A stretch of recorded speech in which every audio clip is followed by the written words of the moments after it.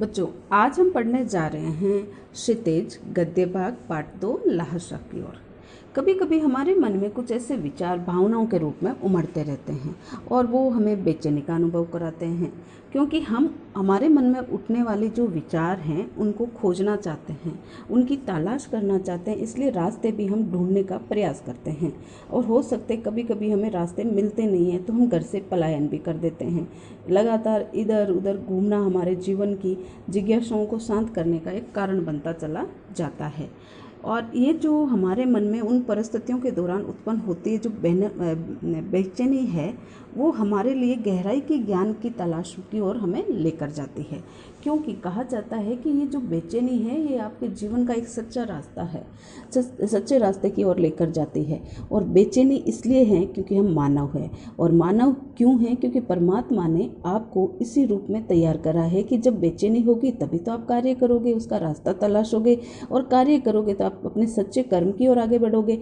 और सच्चा कर्म जो आपके जीवन का जुड़ाव है, जिससे कि आपकी जीवन इस संसार में पदार्पण कर पाया है। क्योंकि परमात्मा ने किसी न किसी उद्देश्य से ही हमें इस संसार में भेजा है, तो वो हमारा जो उद्देश्य है हमारे कर्म से जुड़ा है, और कर्म हमारी बेचैनी से, क्योंकि बेचैनी होगी तभी हम सपने देखेंगे, तभी हम उस पर विचार करेंगे, तभी उसे पूर्णता की ओर लेकर जाने का प्रयास करेंगे। और ये सारे कार्य जुड़े हुए किस्से हैं आपके जीवन के उद्देश्य, जो बेचैनी के रूप में आपकी शुरुआत करते हैं।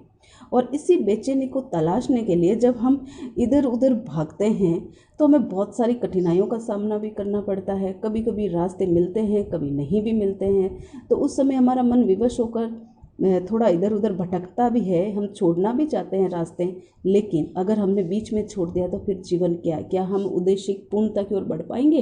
क्या हमने देखे गए सपने को पूरा कर पाएंगे? नहीं ना।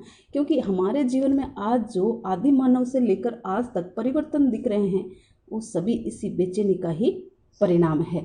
और इसी कारण हम आज इतने विकासशीलता की ओर आगे बढ़ पाए हैं। इसका मुख्य कारण बेचैनी है, जो आपके जीवन की आंतरिक मन में उलझन के रूप में हर समय चलती रहती है, और उससे ही जानना होता है वह जीवन का एक रास्ता है। और इसी बेचैनी ने एक राजकुमार वैभवशाली जीवन जी रहा था, उसको महात्मा बुद्ध के पद पर ले जाता है। क्योंकि जैसे ही उसे जीवन के दूसरे पक्ष के बारे में पता चलता है, वह अपने उस पक्ष को जानने के लिए, उस बेचैनी को दूर करने के लिए जो रास्ता तलाशता है, वो ज्ञान का था, वो कर्म का था। और उसी कर्म ने उसको एक महात्मा बुद्ध के रूप में हम संसार के सामने प्रस्तुत कर दिया। और वैसा ही बेचैनियों से भरा हुआ जीवन हमारे लेखक का रहा है, क्योंकि इन्होंने अपने मन में उठने वाली जो बेचैनी है वो ज्ञान पिपासु से जुड़ी हुई थी। इनके जीवन की जो बेचैनी ज्ञान पिपासा, यानी जो ज्ञान की नॉलेज से जुड़ी हुई थी, और वो वह प्राप्त करना चाहते थे विभिन्न ग्रंथों से। विभिन्न धर्मों से जुड़े हुए ग्रंथ हो सकते हैं, विभिन्न भाषाओं से जुड़े हुए ग्रंथ हो सकते हैं। इसलिए उन्होंने अपनी उन ग्रंथों से जुड़ी किताबों को पढ़ने में अपना पूरा जीवन लगा दिया, और इसी कारण ये पूरे जीवन यायावरी प्रवृत्ति में रहे। और यायावरी का मतलब ही होता है कि अपने जीवन पर्यंत आप घूमते रहते हो, जब तक कि आपकी बेचैनी दूर नहीं होती है।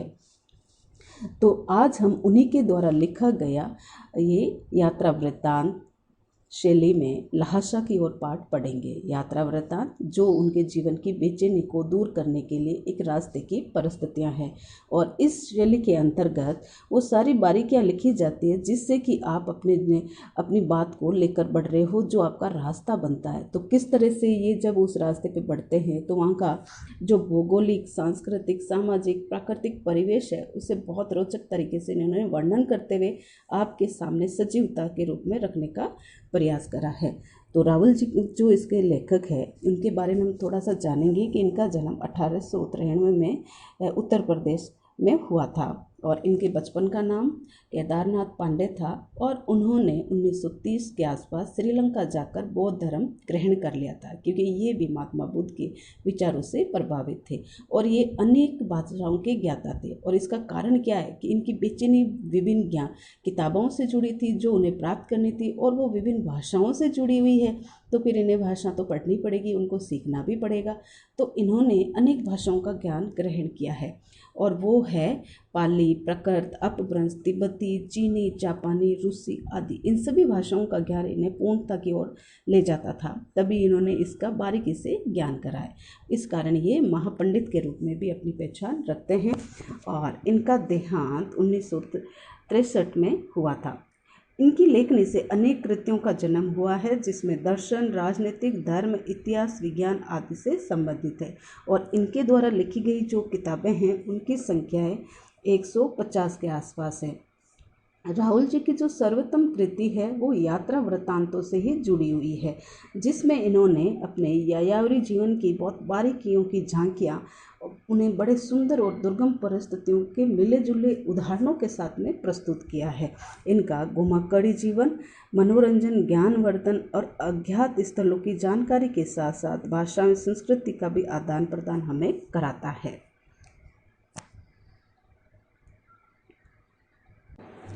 यहाँ पर जो आपका पाठ लिया गया है वो यात्रा वृत्तांत है, और इस यात्रा वृत्तांत का तात्पर्य होता है, ये एक ऐसा लेखन का रूप है जिसमें यात्रा की बारीकियों का वर्णन होता है और वो वहाँ की आपकी भौगोलिक और सामाजिक सांस्कृतिक परिस्थितियाँ आपके आसपास आपको पूर्णता के रूप में ग्रहण कराती है। और हमारा जो ये ल्हासा की ओर पाठ है ये हमें तिब्बत की परिस्थितियों से जो कठिन परिस्थितियाँ उनसे रूबरू कराता है। तो आज हम इसकी बारीकियों को एक समरी के रूप में समझने का प्रयास करेंगे। ये जो पाठ लिखा गया है ल्हासा की ओर, ये राहुल जी ने 1929-30 में नेपाल से जुड़े हुए तिब्बत के दुर्गम परिस्थितियों का रोचक वर्णन करा है। और 1930 के आसपास की सारी बातें जो उन्होंने देखी होगी वो आपके सामने रखा है, जिसे हम आपको समरी के रूप में समझाने का प्रयास करेंगे। सबसे पहले है तिब्बत और नेपाल मार्ग का महत्व, यानी हम इसको पॉइंट के साथ में आपको समझाएंगे कि तिब्बत जाने के लिए जो नेपाल का रास्ता है वो कितना महत्वपूर्ण था और उसके साथ में क्या परिस्थिति है कि तिब्बत मार्ग नेपाल से तिब्बत आने जाने का मुख्य मार्ग है। तिब्बत आने जाने का मुख्य मार्ग कौन सा था? नेपाल। और यहाँ फरी किलिड फोर्ड का रास्ता खुलने से पहले भारत भी यहीं से व्यापार करता था, इसी रास्ते से वह व्यापार करता था।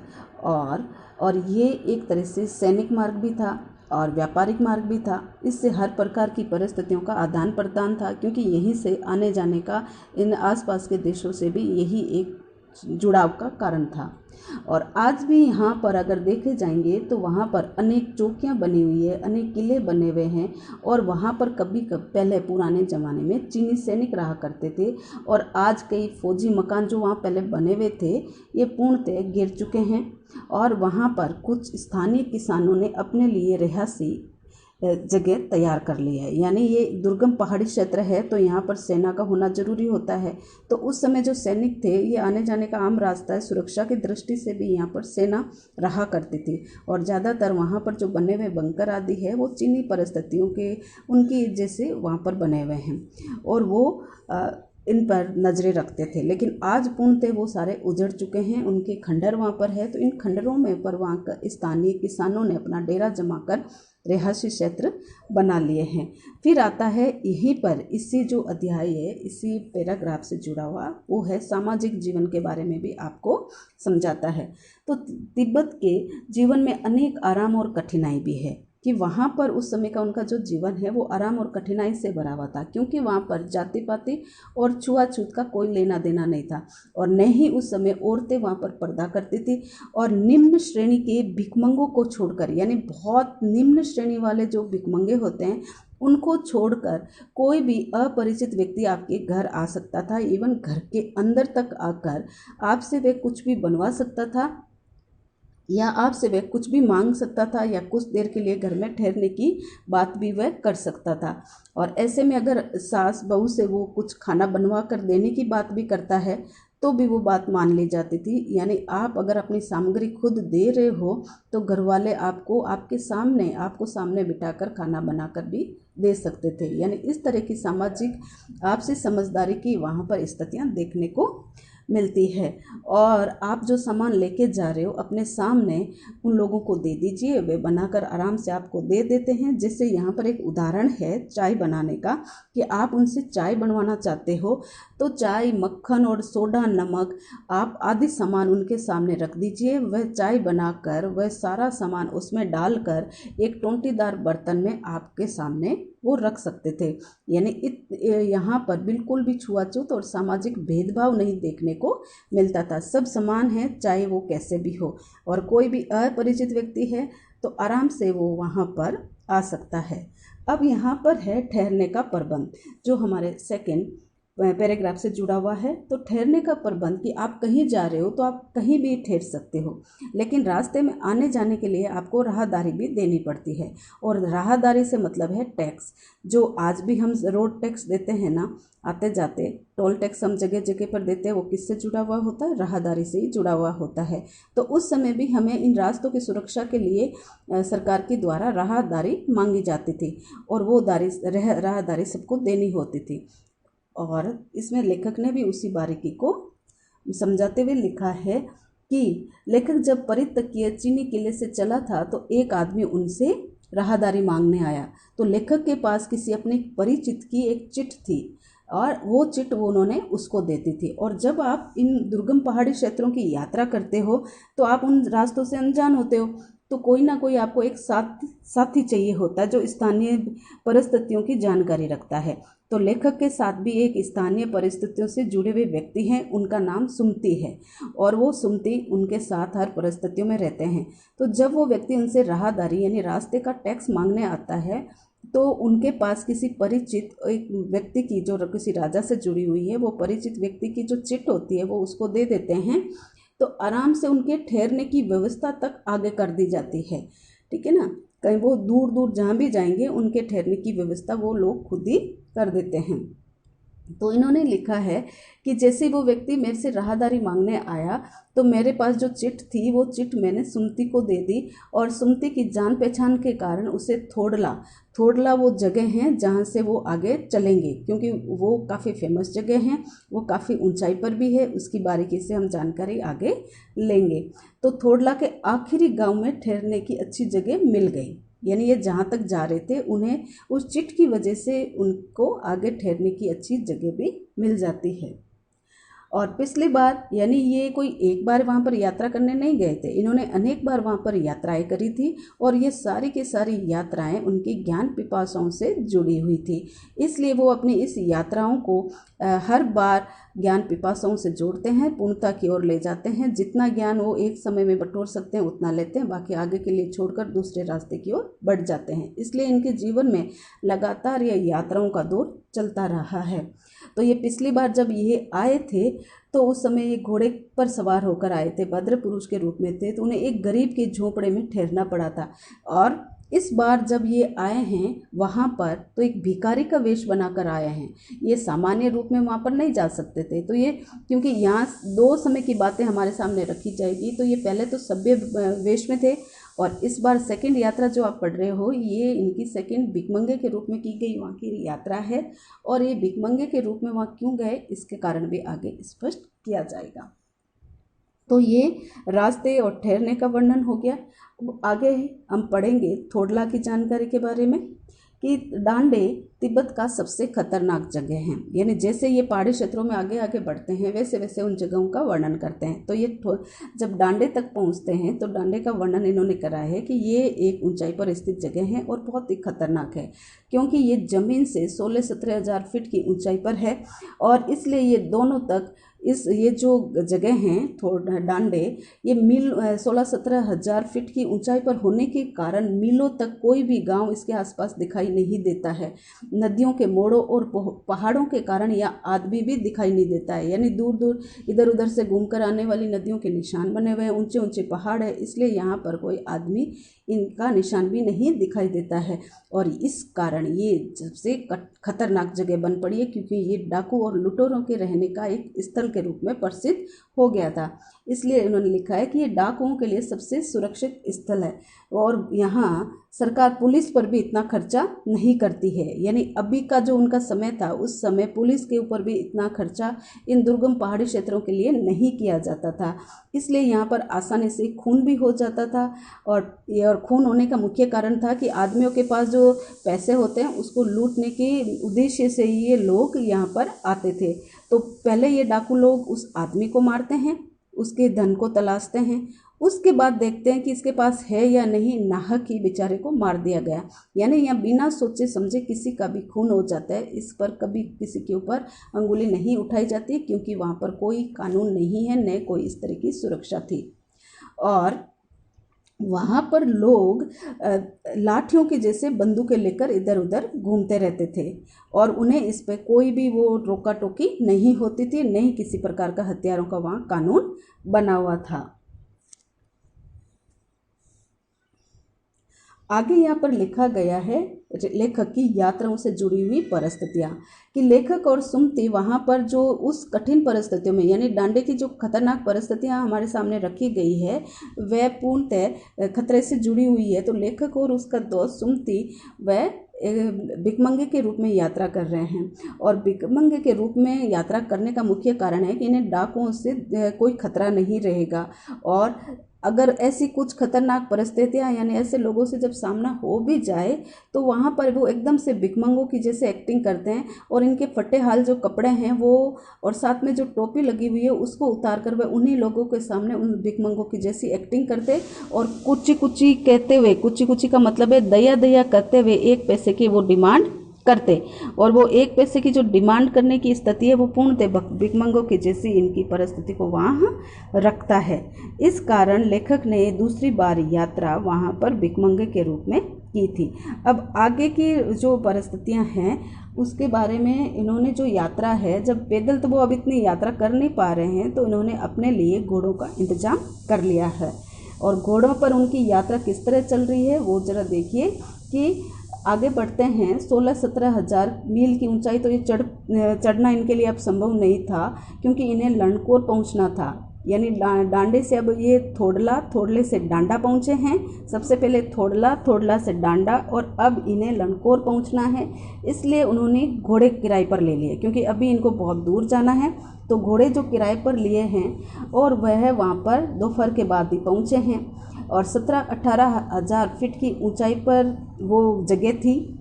दाहिनी तरफ अब इन्होंने रास्ते का भी वर्णन किया है कि ये घोड़े से यात्रा कर रहे हैं और घोड़े के साथ जो आसपास प्राकृतिक परिवेश है उसका वर्णन करा है कि दाहिनी तरफ हिमालय की हजारों बर्फीली चोटियाँ इन्हें दिखाई दे रही थी और बीटे की तरफ वाले पहाड़ यानी साइड वाले पहाड़, दूसरी साइड वाले जो पहाड़ है ये बिल्कुल खाली पड़े हुए थे। वहाँ पर न कोई हरियाली का कोई भी नामो निशान नहीं दिखाई दे रहा था और न ही इधर वाली साइड पर कोई बर्फ थी और न ही कोई हरियाली। और ये हमारे वहाँ का सर्वोच्च देवताओं का स्थान डांडे कहलाता है। वहाँ पर जो ये पहाड़ी दुर्गम पहाड़ी क्षेत्र है वहाँ पर एक भगवान का स्थान भी बना हुआ था और वो भगवान का स्थान किस तरह से बना हुआ था इसकी वर्णन भी इन्होंने पूर्णतः यहाँ पर लिखा है और वो है कि ये रंगीन सींगों, पत्थरों, रंग बिरंगी झंडियों से सजाया गया था क्योंकि ये जानवरों के सींगों से और कपड़ों से पूर्णतः सजाकर जो मन्नत मांगी जाती है पूर्ण होने पर वहाँ पर जानवरों की बलि दी जाती थी तो जानवरों के सींग वहीं चढ़ा दिए जाते थे। कपड़े रंगीन पत्थरों से यानी कपड़ों से काट काट झल्लियाँ वहाँ पर चढ़ाई जाती थी। वो सारी बनावट उस डांडे के उस देवता के जो मंदिर है वहाँ पर इनको दिखाई दे रही थी। और फिर आगे ये अपने घोड़े पर मस्ती से झूमते हुए आगे चल रहे हैं क्योंकि रास्ता अभी बहुत लंबा है। हमने पढ़ा कि लेखक अपनी यात्रा घोड़े पर आगे की और घोड़े पर करते हुए आगे बढ़ रहे हैं, लेकिन इनको जो घोड़ा मिला है वो सुस्त है, वो धीरे धीरे चल रहा है। साथ में लेखक भी बहुत मस्ती से उसके साथ चलते हुए बढ़ रहे हैं, इसलिए उन्हें पता नहीं चलता है कि घोड़ा किस रास्ते पर बढ़ रहा है। तो वह वहाँ पर रास्ता भटक जाते हैं और जैसे ही उतराई आती है यानी जहाँ इनका रास्ता फटता है, चेंज होता है, वो उतराई वाले दृश्य में इनका घोड़ा रास्ता भटक जाता है। और अब लेखक का घोड़ा बहुत धीरे चल रहा था, लेखक उसे आगे चलने को कहते रहते हैं तो वो पिछड़ जाता है। आगे 2 रास्ते जा रहे थे, लेखक बाएं रास्ते पर चल पड़ता है। 1.5 मील चलने के बाद पता चलता है कि वो रास्ते भटक गए हैं, यानी रास्ता चलते चलते वो भटक जाते हैं, दूसरे रास्ते पर भी काफ़ी लंबे चले जाते हैं। फिर जब वो वहाँ से वापस आते हैं तो उन्हें शाम के 4 बज जाते हैं, और जो निश्चित जगह पर ये और सुमति दोनों साथ चल रहे थे, तो सुमति तो वहाँ पर पहुँच जाता है क्योंकि उसे तो वहाँ पर जानकारी थी, और इनका घोड़ा पीछे और सुस्ती के कारण और आलस के कारण ये जिस चीज़ से अवगत नहीं रहे तो घोड़ा इन्हें दूसरे रास्ते पर ले जाता है, तो ये सुमति से भी बिछड़ जाते हैं। तो ऐसी परिस्थिति में जब ये वहाँ निश्चित जगह पर पहुँचते तब तक समय शाम की 4 बजे का हो जाता है। वहाँ पर सुमति इनका इंतज़ार कर रहे होते हैं और वो बहुत गुस्से में भी दिखाई दे रहे थे। और सुमति मंगोल जाति के थे, थोड़े गोरे चिट्टे थे, तो इसलिए उनका रंग साफ था, तो गुस्से में उनका मुंह भी बहुत लाल चमक रहा था। और उन्होंने उनसे शिकायत भी करी क्योंकि सुमति ने उनके लिए चाय बना कर रखी थी, और चाय वहाँ पर ठंडी हो जाती है। फिर ये वहाँ पर रुकते हैं, सुमति का गुस्सा शांत करते हैं, फिर दोनों चाय पीते हैं और चाय के साथ सत्तू और गर्मा गर्म वहाँ का स्थानीय खाना थुक्पा खाते हैं। फिर आगे जब ये बढ़ते हैं तो अब ये टिडरी समाधिगिरी पर, यहाँ पर एक और विशाल जगह है जो धार्मिक स्थल के रूप में भी मान्यता रखती है। उसका इन्होंने वर्णन करा है कि अब वे टिडरी के विशाल मैदान में थे, यानी पहाड़ी क्षेत्रों से अब आगे निकलकर ये मैदानी क्षेत्र में आ गए थे, और उस जगह का नाम है टिडरी। और वो चारों ओर से पहाड़ियों से घिरी हुई जगह थी, विशाल मैदान थे, भीतर एक छोटी सी पहाड़ी थी, और उस पहाड़ी का नाम टिडरी समाधि था। और उसके आसपास अनेक गांव लगे हुए थे, और उस गांव के यजमान थे सुमति। और यजमान का मतलब होता है, यानी सुमति एक तरह से आपके धर्म गुरु के उपासक रूप में भी रहे हैं, और धर्म गुरु जो आपके परिवार से जुड़े हुए धार्मिक अनुष्ठान करवाते हैं वो धर्म गुरु कहलाते हैं। तो सुमति भी उस टिडरी क्षेत्र के आसपास जो छोटे छोटे गांव हैं वहाँ के धार्मिक कार्य करवाने के लिए अक्सर जाया करते हैं। और जब इस बार वो लेखक के साथ आए हैं तो उन्होंने अपने 2 काम एक साथ करने की सोची। एक तो वहाँ का स्थानीय जो काम चल रहा है लेखक की सहायता, और दूसरा वो अपने यजमानों से भी मिलना चाह रहे थे, इसलिए वो उनके लिए अनेक चीज़ें लेकर आए हैं। तो वो चीज़ों में हैं ऐसे गंडे ताबीज़ जो हमारी सुरक्षा से जुड़े हुए होते हैं, जो हमारे धर्मगुरु हमें देते हैं। तो सुमति भी वो अनेक प्रकार के ताबीज़ साथ में लेकर आए हैं जो अपने यजमानों को देना चाहते हैं। तो यहाँ पर पहुंचकर वो थोड़ी देर के लिए आराम करते हैं, विश्राम करते हैं, और सुमति अपने यजमानों को वो ताबीज़ देने के लिए चले जाते हैं। लेकर वहाँ कुछ देर के लिए विराम करते हैं।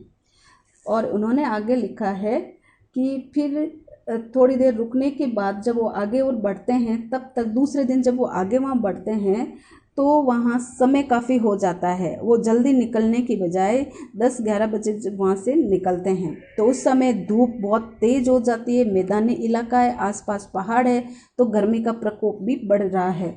और उन्होंने खूब सोचा कि कोई उन्हें भरिया मिल जाए, और भरिया से तात्पर्य है भार ढोने वाला, आपका साथी जो आपका भार लेकर साथ चलता है। लेकिन उस समय तक उन्हें कोई भरिया मिलता नहीं है, तो वह स्वयं का सामान खुद ही लाद कर आगे बढ़ते हैं। तेज़ तपती धूप जो सिर के ऊपर है, इससे उनके लिए वो कठिनाई पैदा हो रही है। गर्मी की रास्ते उनके लिए चलने में कठिनाई पैदा कर रहे हैं, लेकिन मजबूरीवश अब वो आगे की ओर बढ़ते जा रहे हैं।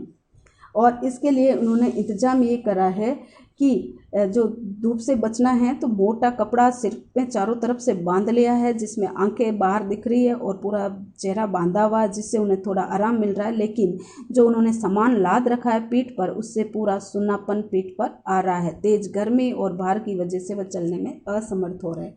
उसके बाद इन्होंने लिखा है वहाँ की धार्मिक परिस्थितियाँ और वहाँ की जो सामाजिक परिस्थितियों से जुड़ा हुआ है खेती व्यवसाय भी दोनों।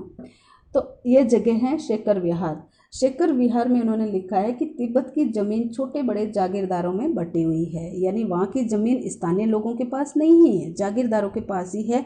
और जागीरदार अपनी ज़मीन पर इन छोटे बड़े लोगों से काश्त करने का मौका देते हैं, यानी काम करने का मौका देते हैं, बदले में उन्हें दान और पैसे दे देते हैं।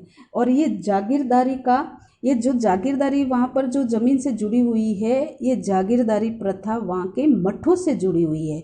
यानी वहाँ के स्थानीय राजा कौन है? मठाधीश। और मठ कौन से धर्म से संबंधित है? बौद्ध धर्म से। तो बौद्ध धर्म से जुड़े हुए जो प्रमुख स्थल है वो मठ कहलाते हैं। और वहाँ पर रहने वाले जो लोग हैं, यानी धर्म के जो लोग हैं, वो वहाँ के नमसे कहलाते हैं। यानी हम हमारे जो पंडित या मौलवी कहते हैं, वैसे ही बौद्ध धर्म से जुड़े हुए लोगों को नमसे कहा जाता है। तो यहाँ पर लेखक ने लिखा है कि तिब्बत की ज़मीन छोटे बड़े जागीरदारों में बटी हुई है और ज़मीनों का जो काफ़ी हिस्सा है वो मठों से जुड़ा हुआ है, मठों के हाथ में है। और जागीरदार बेगार मजदूरों से खेती करवाते हैं, यानी आम लोगों से अपनी खेती करने के लिए उन्हें आमंत्रित करते हैं। और खेती का प्रबंध करने के लिए कोई भिक्षु आता है, यानी वो जो जागीरदार खेती करवा रहे हैं, समय समय उनको देखने के लिए भी बौद्ध मठों से भिक्षु आते रहते हैं। और भिक्षु जो नमसे से छोटे होते हैं और वो उनके कार्य को अंजाम देते हैं। तो स्थानीय जागीरदारों की खेती से जुड़े हुए कार्यों को देखने के लिए भिक्षुकों को भेजा जाता है और उनकी भी खूब आवभगत होती है। तो लेखक ने आगे लिखा है कि लेखक और सुमति अब शेखर विहार पहुँचे हैं और उनका जो मुख्य भिक्षु है नमसे, वो बहुत ही अच्छा व्यक्ति था। और उस समय लेखक हमारे उनका वेश भिखमंगों का था, लेकिन फिर भी उन्होंने उनके साथ बहुत ही प्रेम से व्यवहार किया। और वहीं पर एक बौद्ध मंदिर भी बना हुआ था, जिसमें कुंजर का मतलब होता है बौद्ध धर्म से लिखी हुई जो किताबें हैं उनका अनुवाद करके रखी हुई है। अनुवादित बौद्ध धर्म से जुड़ी हुई जो किताबें हैं उनको कुंजर कहते हैं। और वहाँ पर रखी हुई किताबों की संख्या कितनी है? 103। और ये सारी की सारी किताबें हाथ से लिखी गई है। और अब लेखक ने अपना खजाना वहाँ ढूंढ लिया था, इसलिए उनका आसन वहीं लग जाता है। वो उन पोथियों को यानी किताबों को उलट पुलट करने लग जाते हैं। अब उनकी दुनिया वहीं से मिट हो जाती है। इसलिए हमारा जो सुमति है उसको वो अपने यजमानों से मिलने के लिए भेज देते हैं। और वहाँ पर रखी गई जो पोथियाँ हैं उनकी संख्या भी 15-15 शेर, एक शेर किलो से थोड़ा केजी से थोड़ा कम होता है। तो वो एक किताब की जो भार है वो 15-15 शेर के करीब है। लेकिन हमारे लेखक अब पुस्तकों के भीतर थे। पुस्तकों के भीतर से मतलब है कि हमारे लेखक अब किताबें पढ़ने में रम चुके हैं। जो उनकी खोज थी वो उनको यहाँ लेकर आई थी, वो अभी आधे रास्ते में है, अभी पूर्ण रास्ते पर वो नहीं पहुँचे हैं। जहाँ उनकी यात्रा किताबों से जुड़ी हुई है अभी वो दूर है, लेकिन उनको मिड रास्ते में भी कुछ अच्छी किताबें मिल गई है, तो उनका आसन अब यहाँ लग गया है। और एक बार जब वो किताबें पढ़ने में लग जाते थे फिर वहाँ से वो नहीं हिलते हैं। और जब दूसरे दिन जब वो सुमति आता है तो फिर वह उन किताबों से बाहर निकलते हैं और आगे की यात्रा के लिए नमसे से विदाई लेते हुए आगे बढ़ जाते हैं। तो विद्यार्थियों, ये यात्रा लेखक की किताबों से जुड़ी हुई है और उन्होंने अपना पूरा जीवन यायावरी बना रखा था, यानी घूमते रहे। और घूमने में उनका जीवन किस रूप में चला है? सिर्फ ज्ञान की पिपासा के लिए। विभिन्न धर्मों से जुड़ी हुई किताबें पढ़ना, उनकी समीक्षा करना, उनके बारे में जानकारी लेना और उन्हीं की गहराइयों में उतार चढ़ाव करते हुए उसको लेखनीबद्ध करता, यानी हमारे सामने उदाहरण के रूप में रखना। तो ये एक ऐसा अध्याय है जो आपको पढ़ना है, जानना है और देखना है एक जिज्ञासा के रूप में, एक कर्म प्रधान जिज्ञासा के रूप में, कि आपको भी इसी रास्ते को अपनाना है। यानी जो फील्ड आपकी है उसकी गहराई में उतरना है। उसमें बहुत आपको कठिनाइयों का सामना तो करना पड़ेगा, लेकिन वो कठिनाई आपके रास्ते के लिए बहुत रास्ते खोलेगी, आपको नए नए लोगों से मिलाएगी, आपको नई परिस्थितियाँ देगी, जिससे कि आपकी मन की जो उलझनें हैं वो अपने आप ही दूर होने लग जाती है। क्योंकि जब तक आप इन जिज्ञासाओं को हकीकत रूप में नहीं डालोगे, आप अपने लक्ष्य की पूर्णता की ओर नहीं ले जा सकते हो। तो इस प्रकार ये आपका जो पाठ है आपके लिए नए रास्ते खोलता है, आपकी कठिनाई में आपको सोचने के लिए विवश करता है। क्योंकि आज जो भारत हमारा विश्व गुरु के रूप में प्रसिद्ध है, आज से नहीं है, पहले के ज़माने से भी है। क्योंकि उस समय भी जो लिखित खजाना अगर गहराई से आज हम जानने की कोशिश करें तो विश्व जो आज बात कर रहा है भारत के इतिहास में, वो अतीत में दर्ज है, वो सारी की सारी बातें लिखी गई है। अफसोस आज की युवा पीढ़ी इनसे थोड़ी बेरुखी होती जा रही है, इसलिए अपने कर्म से वो विमुख रहती है और वह नए खोजों के जो थोथलापन है उसमें ही ज़्यादा खोई रहती है। अगर हम बारीकी से ज्ञान को लेकर आगे बढ़ें तो शायद हमारा ज्ञान आगे की आवश्यकताओं का जो आविष्कार हो रहा है उसमें और गहराई देगा, नए जीवन के रास्ते खोलेगा, नई समझ देगा और हमें दुविधाओं से लड़ने की हिम्मत भी दे सकता है। तो इस प्रकार ये पाठ आपके लिए नई रोचकता प्रस्तुत करेगा जिज्ञासा के रूप में। आपको भी पढ़िए, समझिए, और इसमें जो मुख्य विषय उठाए गए हैं वो वहाँ की सामाजिक स्थिति थी, भौगोलिक स्थिति थी, वहाँ के धार्मिक स्थल है, वहाँ पर समाधिगिरी है, और लेखक की यात्राओं से जुड़ा हुआ है कि ये 16-17 हज़ार फीट की ऊंचाई तक यात्रा करके आए हैं, और सामाजिक भेदभाव छुआछूत वहाँ पर नहीं थी। वहाँ की जागीरदारी प्रथा जो जमीन आर्थिक स्थिति से जुड़ी हुई है उनके बारे में उन्होंने डिटेल बताई है। तो ये सारे छोटे छोटे पॉइंट है जो कि आपके प्रश्न निर्माण में आपकी सहायता कर सकते हैं।